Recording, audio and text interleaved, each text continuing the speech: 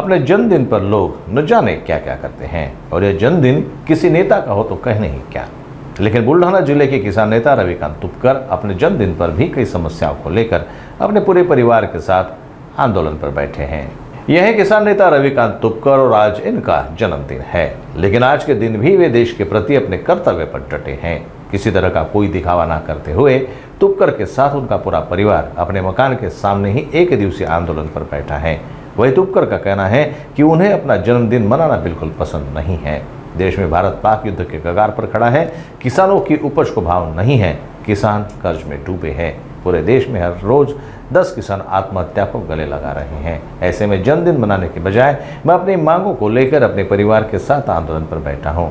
इस मौके पर तुपकर से सरकार से किसानों की समस्या हल करने की मांग की है। नाही, अनेक नेते मंडळी वाढदिवसाच्या दिवशी स्वतःच्या पैशाने फ्लेक्स लावतात, मोठमोठे इव्हेंट करतात, लाखो रुपयाची उधळपट्टी करतात आणि स्वतःचा वाढदिवस घरच्या खर्चाने साजरा करतात। मी आयुष्यात कधी वाढदिवस साजरा करत नाही, जन्मदिवस साजरा करणं माझ्या तत्वात नाही। अहो, शेतकरी आज मरतोय, 10 शेतकरी रोज आत्महत्या करतात। आम्ही मरणाच्या दारात आहोत।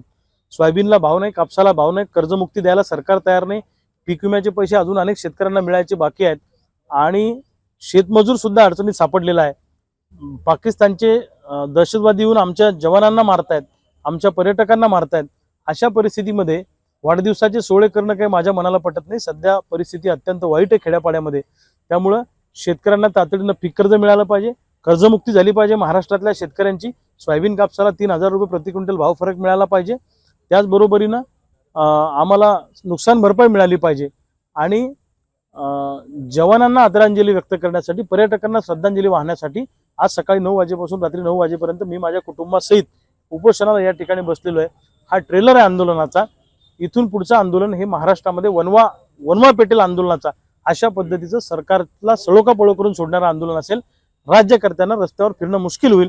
अशा पद्धतीनं आम्ही महाराष्ट्रभर आता फिरणार आहोत आणि पूर्ण महाराष्ट्रामध्ये जनजागृती झाली, एक भूतो न भविष्यती अशा पद्धतीचं आंदोलन या राज्यामध्ये आम्ही उभं करणार आहे। एका बाजूला सरकार आम्हाला मारतंय आणि दुसऱ्या बाजूला निसर्गही आमच्यावर कोपलेला आहे। अशा अचानक आलेल्या वादळी वाऱ्यामुळे आणि पावसामुळे आमचं फळबागा उद्ध्वस्त झाल्या, आमची पिकं जमीनदोस्त झाली, हातातोंडाशी आलेला घास शेतकऱ्याचा निसर्गाने ओढून घेतला। अशा परिस्थितीमध्ये शेतकऱ्यांना मदत करण्याचं काम राज्याचं असतं, म्हणजे सरकारचं असतं।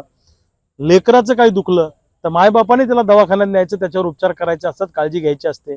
आज आमच्या गावागाड्यातला शेतकरी अडचणीत आहे, सरकार हे आमचं मायबाप आहे, या सरकारनं आम्हाला मदत केली पाहिजे अशी आमची भावना आहे।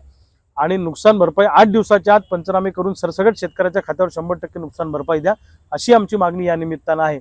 आजचं उपोषण, आजचा उपवास हा एक संवेदना, आमच्या मनामध्ये जी भावना आहे ती व्यक्त करण्यासाठी आणि कृतज्ञता शेतकरी आणि जवानाप्रती व्यक्त करण्यासाठी हे आहे। पण हे आंदोलनच आहे, हा ट्रेलर आहे, पिक्चर अभी बाकी आहे।